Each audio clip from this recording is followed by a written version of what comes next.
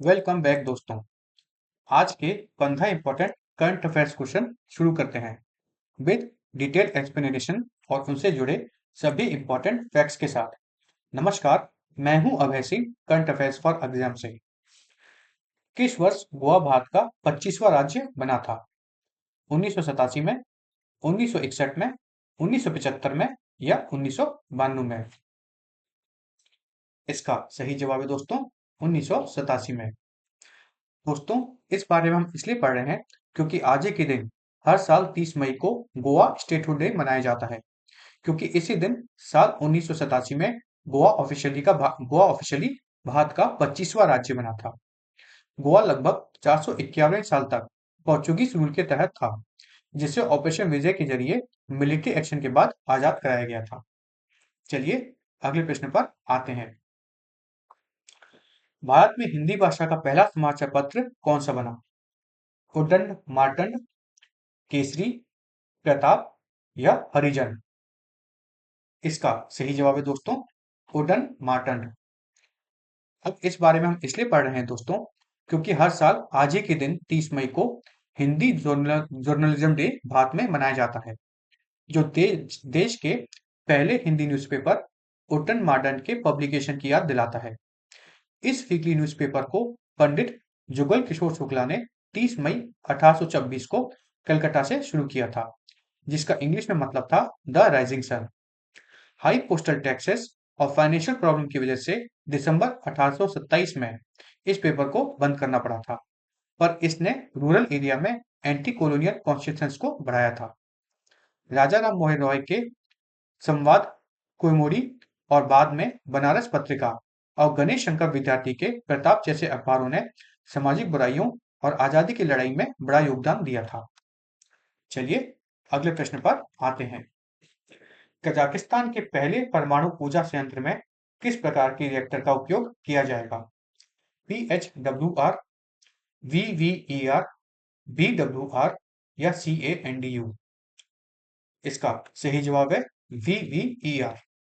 दोस्तों, कजाकिस्तान ने साल 2026 में रशिया के साथ $16.5 बिलियन का एक एग्रीमेंट साइन किया है, जिसके तहत देश का पहला न्यूक्लियर पावर प्लांट लगाया जाएगा, और इसी कारण से हम इस न्यूज को पढ़ रहे हैं।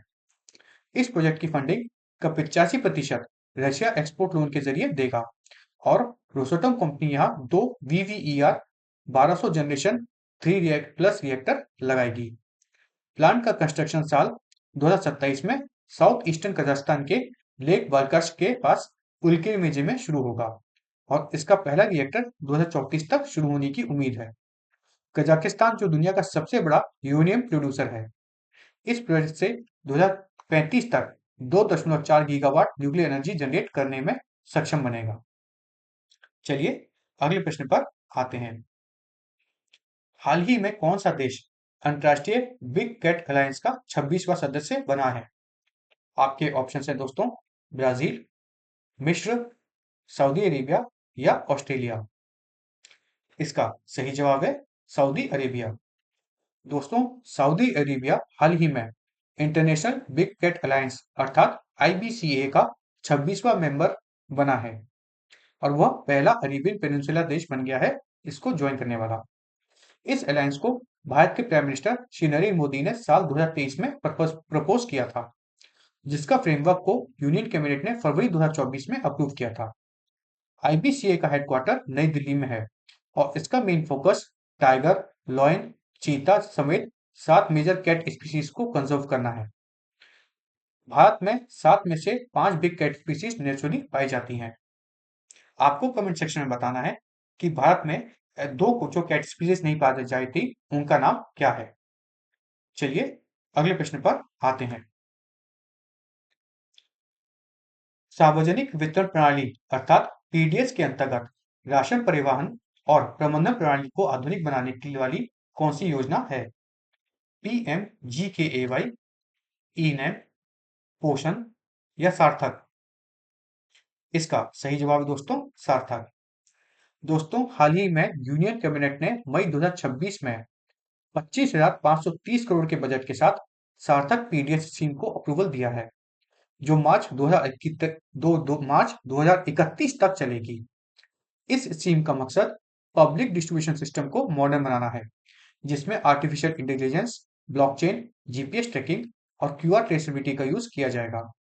यह scheme national food security act NFSA 2013 के लगभग 80 करोड़ बेनिफिशियरी को बेनिफिट करेगा, जिसमें असिस्टेंस टू स्टेट एजेंसीज और स्मार्ट पीडीएस को मर्ज किया जाएगा। इस मैनेजमेंट के जरिए निर्मल प्लेटफॉर्म, मल्टीलिंगुअल ग्रीवेंस रिड्रेसल के लिए आशा प्लेटफॉर्म और सप्लाई चेन मॉनिटरिंग के लिए सक्षम प्लेटफॉर्म काम करेंगे। ये आप याद कर लीजिए। मैं एक बार ये लास्ट लाइन रिपीट करता हूँ क्योंकि ये जरूरी है। मल्टीलिंगुअल ग्रीवेंस रिड्रेस के लिए आशा है ना, मैनेजमेंट के लिए निर्मल है और सप्लाई चेन मॉनिटरिंग के लिए सक्षम है। चलिए अगले प्रश्न पर आते हैं। संविधान के किस अनुच्छेद में समान नागरिक संहिता का उल्लेख है?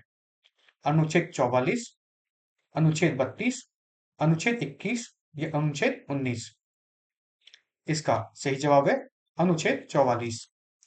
और इस बारे में हम इसलिए पढ़ रहे हैं दोस्तों, क्योंकि हाल ही में आसाम ने 25 मई 2026 को अपनी लेजिस्लेटिव असेंबली में uniform civil code bill introduce किया है, जो मैरिज, डाइवोर्स और इनहेरिटेंस जैसे पर्सनल लॉज को यूनिफॉर्म बनाएगा। इस प्रपोज्ड कानून के तहत शादी की मिनिमम एज मर्दों के लिए 21 साल और महिलाओं के लिए 18 साल रखी गई है। चलिए अगले प्रश्न पर आते हैं। कौन सा प्रोटोकॉल आनुवांशिक संसाधनों तक पहुंच और लाभ साझाकरण से संबंधित है? क्योटो, नागोया, मॉन्ट्रियल या कार्टाजेना? इसका सही जवाब है दोस्तों नागोया प्रोटोकॉल। अब इस बारे में हम इसलिए पढ़ रहे हैं दोस्तों, क्योंकि भारत ने साल 2026 तक 3,500 से ज्यादा internationally recognised certificate of compliance अर्थात आईआरसीसी इश्यू किए हैं और इस मामले में भारत ग्लोबल लीडर बना है।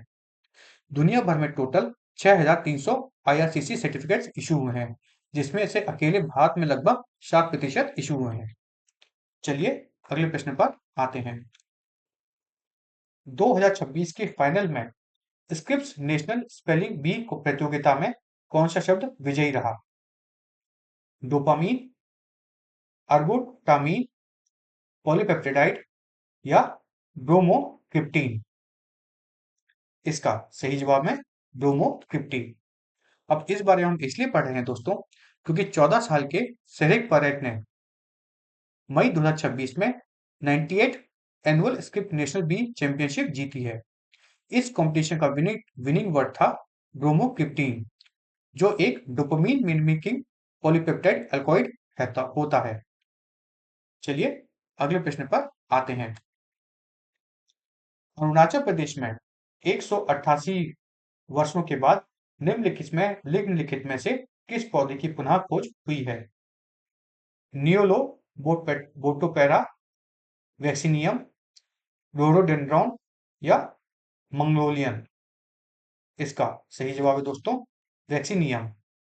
दोस्तों अरुणाचल प्रदेश के चांगलांग डिस्ट्रिक्ट के विजयनगर फॉरेस्ट में वैक्सीनियम पिलीफिलियम नाम के रेयर क्लाइंबिंग स्क्रब को 188 साल बाद फिर से खोजा गया है।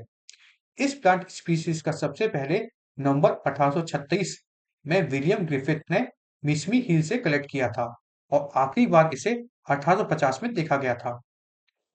एरिकाके फैमिली से यह बिलोंग करता है। चलिए अगले प्रश्न पर आते हैं। भारत और संयुक्त राज्य अमेरिका के बीच ट्रस्ट पहल किस वर्ष में शुरू हुआ है? 2023, 2024, 2025 या 2026? इसका सही जवाब है 2025। दोस्तों भारत और यूनाइटेड स्टेट्स ने मई 2026 में नई दिल्ली में एक हाई लेवल स्ट्रेटेजिक टॉक की, जिसमें defence, trade, AI, Indo Pacific regional cooperation पर चर्चा हुई। अच्छा, दोनों देशों के बीच क्रिटिकल और इमर्जिंग टेक्नोलॉजीज के कॉपरेशन के लिए पहले से ही एक आईसीटी फ्रेमवर्क चल रहा था, जिसको बढ़ाकर अब ट्रस्ट इनिशिएटिव में एक्सपेंड किया गया था और यह 2025 में हुआ था। चलिए अगले प्रश्न पर आते हैं। किस संस्था ने शिक्षा से रोजगार स्थायी समिति का गठन किया है? नीति आयोग, आरबीआई, इसरो या यूजीसी? इसका सही जवाब है नीति आयोग। नीति आयोग के सीईओ निधि चिबर की अध्यक्षता में मई 2026 में नई दिल्ली में वर्कफोर्स डेवलपमेंट रिफॉर्म के लिए कमेटी की पहली मीटिंग हुई। इस कमेटी का मेन फोकस देश भर में एम्प्लॉयबिलिटी, एंटरप्रेन्योरशिप और आईटी, फाइनेंस और टूरिज्म जैसे सेक्टर्स को एक्सपेंड करना था। चलिए अगले प्रश्न पर आते हैं। निम्नलिखित में से कौन सा कार्यक्रम नासा के स्थायी चंद्र अड्डे मिशन का समर्थन करता है? आर्टेमिस, अपोलो, वोयेजर या जेमिनी? इसका सही जवाब है दोस्तों आर्टेमिस। फ्रेंड्स, नासा ने लगभग $20 बिलियन की लागत से अगले 7 सालों के लिए एक permanent moon based road map तैयार किया है। इस प्रोजेक्ट के लिए लूनर साउथ पोल को चुना गया है क्योंकि वहां के शेडोड क्रैटर्स जो होते हैं उसमें वाटर आइस डिपॉजिट मिलने की उम्मीद या संभावना है, जो आगे चल के मार्स मिशन में मदद करेगी। चलिए अगले प्रश्न पर आते हैं। भारत में सर्वोच्च न्यायालय के न्यायाधीशों की नियुक्ति और तबादलों की सिफारिश कौन सी संस्था करती है? यूपीएससी, कोलेजियम, लोकपाल या नीति आयोग? इसका सही जवाब है दोस्तों कोलेजियम। दोस्तों, इस बारे में हम इसलिए पढ़ रहे हैं क्योंकि हाल ही में चीफ जस्टिस श्री सूर्यकांत की अगुवाई में सुप्रीम कोर्ट कोलिजियम ने मई 2026 में 5 लोगों को एपेक्स कोर्ट अर्थात सुप्रीम कोर्ट के जज के रूप में एलिवेट करने की रिकमेंडेशन दी है।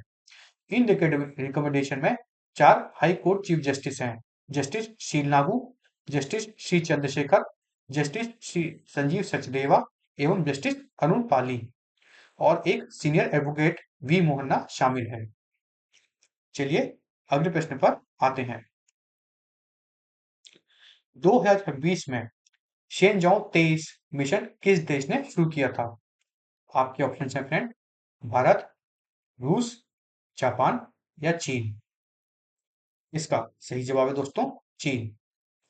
दोस्तों, चाइना ने जियांगजाओ लॉन्च सेंटर से लॉन्ग मार्क 2F रॉकेट का यूज करके शेंगजाओ 23 मिशन को कामयाबी से लॉन्च किया है। चलिए अब कल का प्रश्न देखते हैं। कल हमने आपसे पूछा था उच्च शक्ति वाले माइक्रोवेव सिस्टम किस हथियार श्रेणी में आते हैं?